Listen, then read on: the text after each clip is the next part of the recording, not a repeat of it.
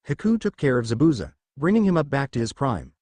Until Haku was sure that Zabuza was well enough to survive on his own until the next day, was Haku ready to try and assassinate one of Team 7. Haku then changed his clothing,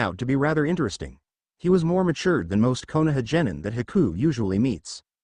Konoha, having experienced an age of peace, had somewhat reduced their ninja skills, especially the younger ones. Haku, by the age of 6, had already gone through much hardship, and it has hardened her. Most Konoha genins at age 6 was still playing jumping ropes and other kid games. The genins from civilian families are the worst. They think that ninjas are a cool profession and only wanted to become one because of the benefits entitled to it. They didn't have strong reasons on why they wanted to become a ninja. Most casualties are genins from civilian families after all. Anyway, the kid knows the meaning of becoming a ninja, a tool.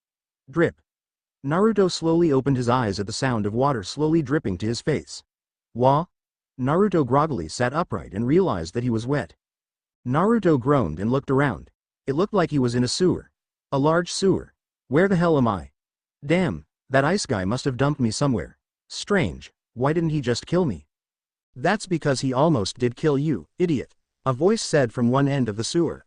Naruto turned to look at the source of the voice. The voice seemed to come from at the other end of the sewer, which has large bars, as if it was a prison.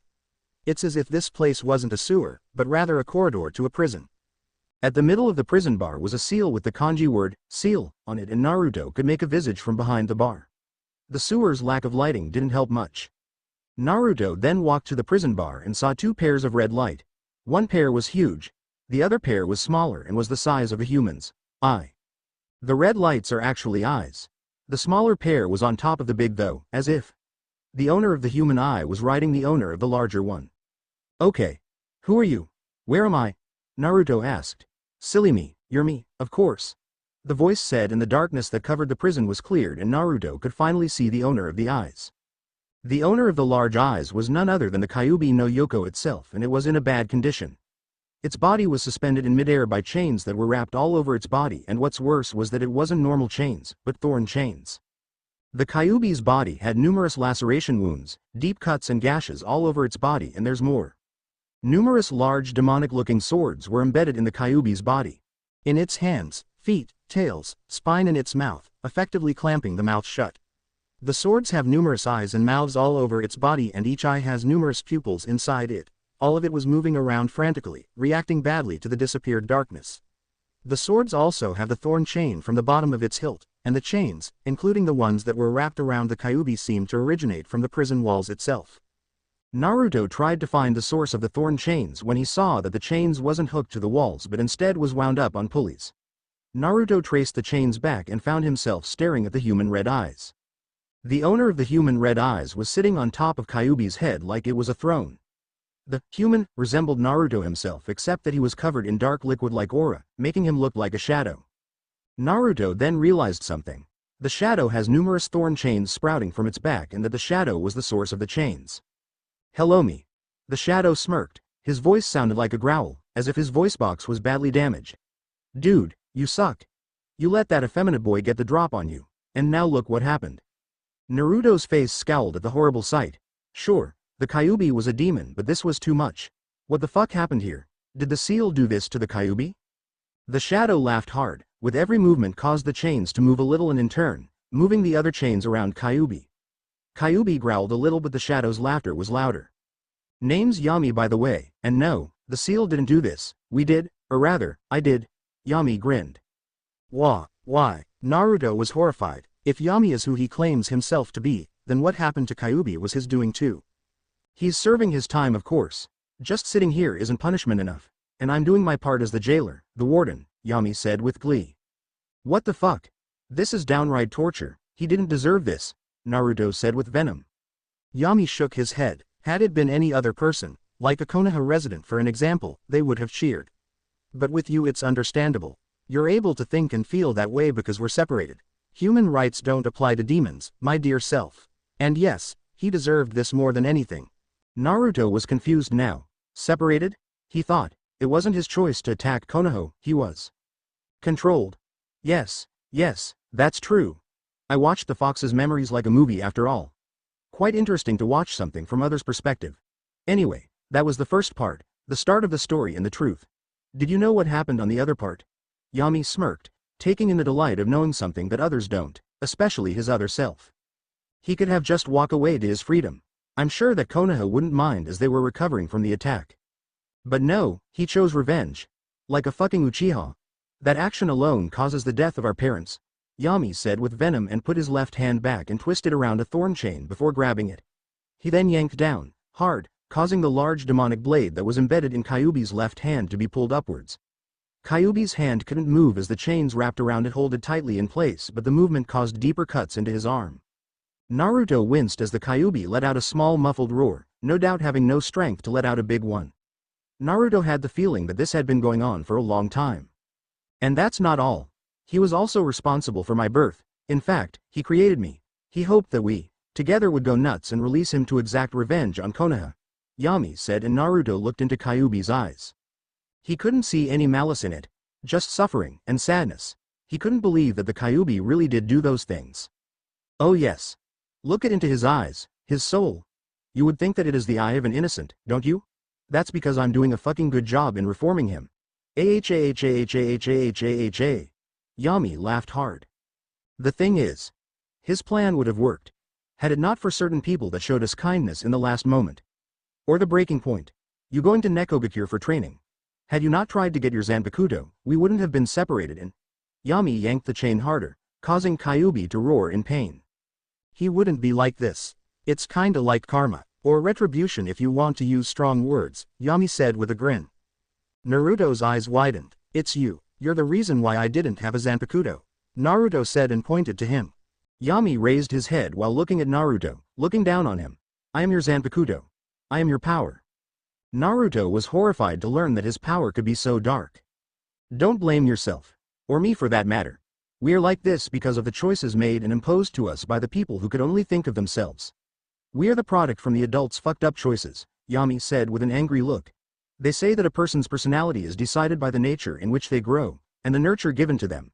So really, this isn't our fault to begin with. Naruto looked away. It was the truth. Although he had a good second 6 years of his life, his first 6 years was horrible. Had things been different? Had the people see what he really is? Yami looked at Naruto with a neutral face. So now here comes the part about us. Truthfully, you aren't really Naruto as I'm not really Yami, Yami said, and Naruto turned to look at him with a confused look. We are incomplete beings, two different pieces of the same whole. Much like the Kyuubi. One day, we will be whole again, Yami said, and Naruto was about to ask what he meant about the Kyuubi when Yami raised his left hand to silence Naruto.